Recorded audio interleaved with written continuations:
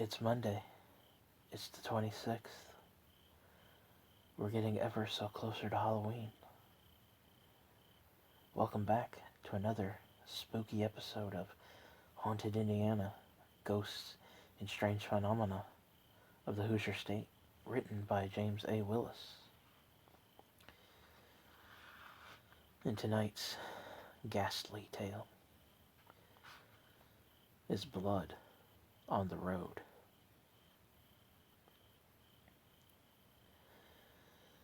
You know how when you were little, your parents would always be telling you to make sure your seatbelt was on?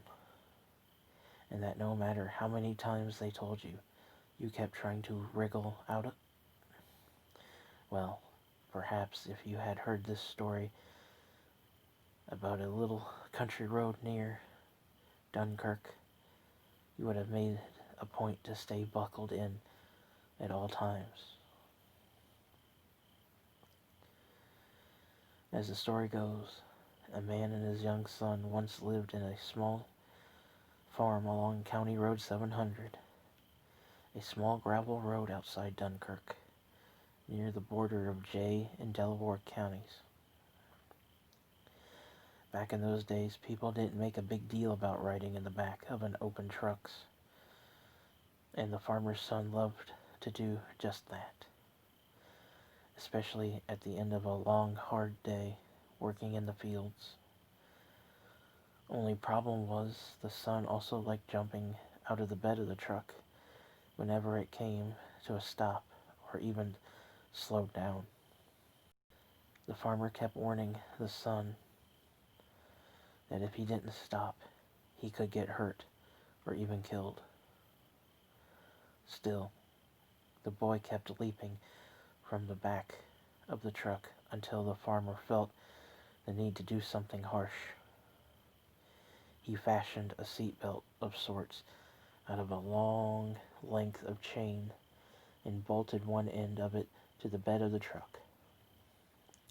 The other end he wrapped around the boy. After a quick test, the farmer was satisfied that the chain would hold the boy in place, and he set off for home from the fields. One night down County Road 700, the chain, however, was quite a bit longer than the farmer realized, allowing the son to move all the way to the end of the truck bed. As the farmer continued down the road, the truck hit a bump in the road, which threw the boy from the truck onto the road. It was at this point the very chain designed to protect the boy became a death trap. Unable to escape the chain, the poor boy was dragged down the length of County Road 700. All the while, the boy's father kept driving, oblivious that he was dragging his now lifeless son's body. When the farmer finally stopped at his destination and went to get his boy from the bed of the truck, he was shocked and horrified to find the bed empty and a long, bloody chain lying on the road. Nearby was his son's dead body. They say that one look at his son's crumbled body was all it took to drive the poor farmer insane. As horrible as this story is, it doesn't end there. Immediately after the accident, people started avoiding County Road 700. They wanted to forget all about that horrible tragedy that took place there and avoid seeing the long, thin line of dried blood that ran down the center of the road, beginning immediately after the bump. Rains came and most thought the blood would wash away, but they were wrong. For a while, the gravel road appeared to be clean, but people driving down it at night reported seeing the long, bloody red line in front of the headlights. As soon as they went over one bump in particular. Worse, this trail of blood was only visible when traveling east,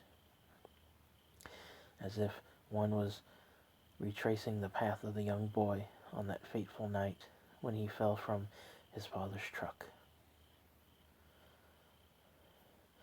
Years went by, and County Line Road 700 was finally paved over. Many thought that this would finally put an end to the mysterious, ghostly trail of blood. Once again, they were wrong. Before long, the blood once again appeared in the road, almost as if it had seeped through the pavement.